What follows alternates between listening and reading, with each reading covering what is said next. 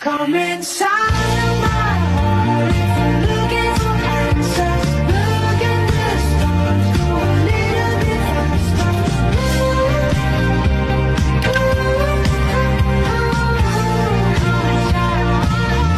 Hi! Welcome sa aming vlog. Ako nga po pala si Dave Camping Villamor. At ako naman si Johnny C. Bagalanon. At ako naman si Jonathan D. Sanchez. At ako naman, Kevin Marie Chris. At ako naman si Christopher Lariosa. At ako naman si Wendell E. Urbano. Samahan niyo po kami at dadalhin namin kayo sa pinaka-paborito namin lugar kung saan sentro ang poblasyon sa Linamon, Lanao del Norte. Sa vlog na ito, dadalhin namin kayo sa isang lugar na very close sa amin. Ang Barangay Poblasyon, Linamon, Lanao del Norte. Ikwento namin kung bakit mahalaga ang lugar na ito sa kasaysayan at kultura ng aming bayan. At kung ano ang mga natutunan namin bilang kabataan.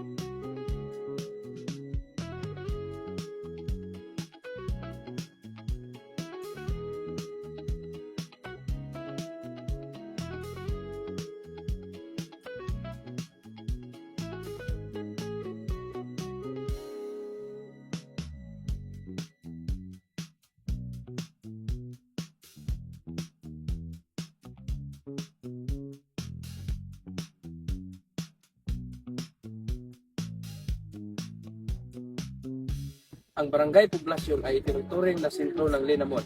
Dito magkita ang mga pangunahing aktibidad ng bayan tulad ng mga transaksyon sa pamahalaan, pagtitipon ng komunidad at iba pang gawain ng mga residente.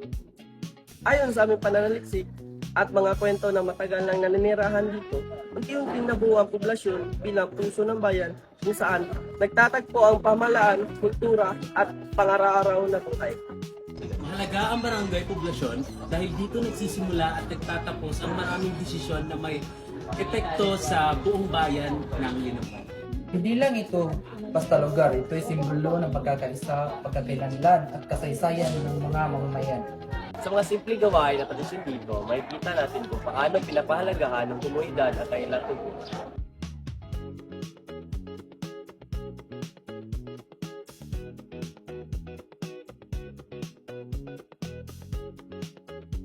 Bukod sa kasaysayan, kilala rin ang Linamon sa isa sa pinakasikat na delicacy, ang buko pie. Dahil sagana ang Linamon sa niyog, naging bahagi ng kultura at pamumuhay ng mga tao ang paggawa ng buko pie.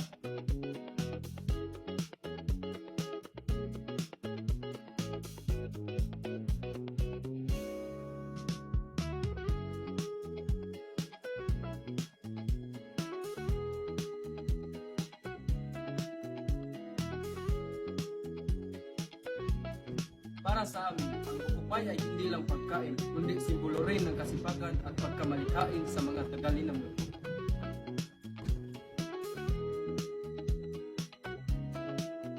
Sa paggawa ng vlog na ito, napagtanto ko na mas magiging totoo na mas malapit ang kasaysayan kapag nakikita natin ang mismo sa ating paligid.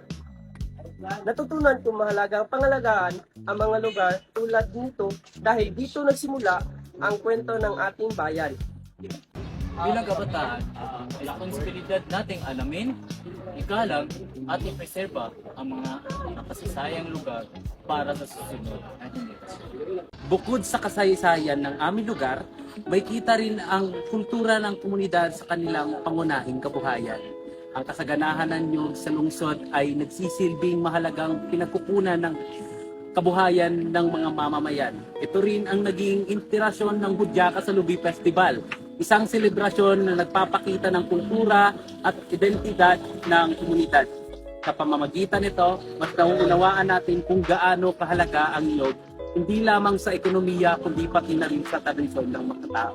Ang barangay poblasyon ng Linamon ay nagpapakita kung gaano kahalaga ang lokal na kasaysayan sa paghubog ng ating pagkatao bilang Pilipino.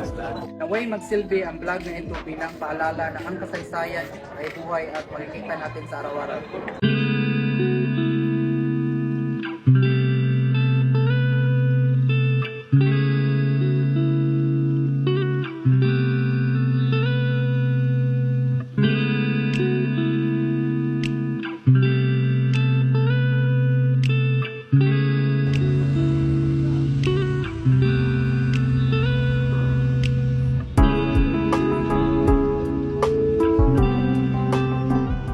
Maraming salamat sa panonood.